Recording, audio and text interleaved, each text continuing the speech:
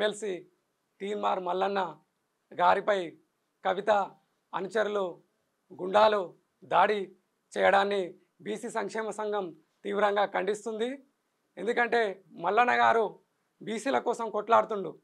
మా హక్కు కావాలి, మా వాటా కావాలి, మేము ఎంత ఉన్నామో అంత వాటా కావాలని కొట్లాడుతుంటే ఈ ఓర్వలేని అగ్రకులాల వాళ్ళు మల్లన్నపై ఈ దాడి చేస్తుళ్ళు, కుట్రవంతుళ్ళు.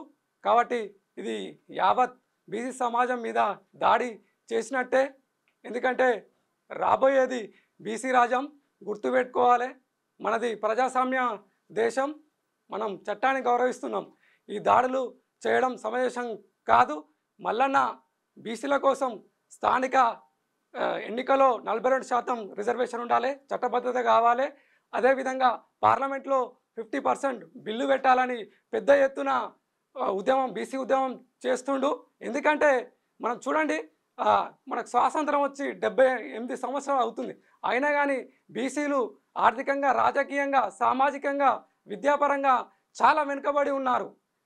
కాబట్టి మీరు గుర్తుపెట్టుకోండి, ఖబర్దార్.